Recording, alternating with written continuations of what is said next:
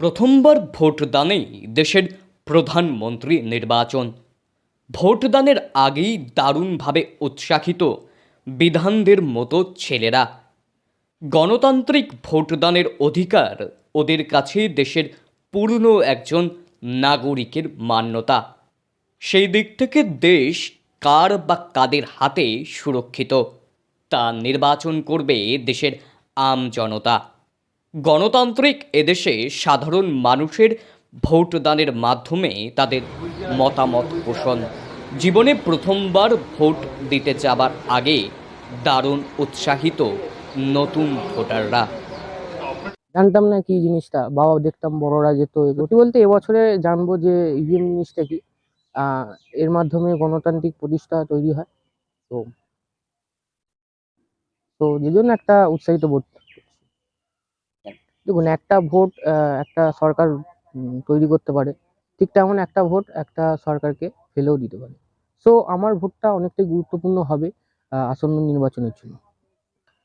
যে সরকার আমাদের যুব সমাজের কল্যাণ করবে, আমাদের যুব সমাজের চাকরি বাকরির দিকে একটু নজর রাখবে এবং তার পাশাপাশি আমজনতার কল্যাণের কথা ভাববে, নিজের স্বার্থটা বাদ দিয়ে, তো সেরকম ধরনের একটা সরকার আমরা আশা করছি। দেশের নাগরিক হিসাবে ভোট দানের অধিকার পেতে যে কোনো ব্যক্তির প্রাপ্তবয়স্ক অর্থাৎ 18 বছর হওয়া প্রয়োজন। ভোট গ্রহণ কেন্দ্রে দেখা যায় বড়দের হাত ধরে খুদেরাও ভোট গ্রহণ কেন্দ্রে হাজির। শৈশব থেকে দীর্ঘ সময় ভোটের অভিজ্ঞতা সঞ্চয় হয়।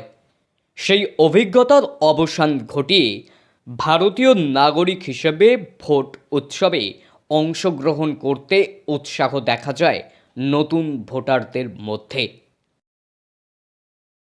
বলতে আমি খুবই উৎসাহিত, কারণ আগে দেখতাম যে বাবা মা ভোট দিতে যেত, তো এখন আমি নিজে ভোট দিতে যাব, নিজের গণতান্ত্রিক অধিকার প্রয়োগ করব। কি বলতে বল, সব বিষয় নিয়ে জীবনের এক নতুন অভিজ্ঞতা হবে। আগে ভোটের দিন বাড়িতে থাকতাম, বন্ধুদের সাথে ফোনে যোগাযোগ রাখতাম, গেম খেলতাম, এইসব করেই যে ভোটের দিনগুলো যেহেতু গরম পড়েছে, সেক্ষেত্রে সকাল সকাল ভোট দেওয়াটাই ভালো। প্রথমবার ভোট দিতে যাওয়া, ইভিএম মেশিনের সঙ্গে প্রথম সাক্ষাৎ, কিভাবে ভোটদান করতে হবে তা বড় থেকে শিখে নেওয়া। তাদের প্রথমবারে ভোটদানের দেশে নির্বাচিত হবে প্রধানমন্ত্রী। তাই তাদের গুরুত্বপূর্ণ ভোটদানের আগেই দেশের দশের যুবদের ভবিষ্যতের চিন্তাভাবনা করেই দান করবে, এমনটাই জানিয়েছেন নতুন ভোটারদের একাংশ।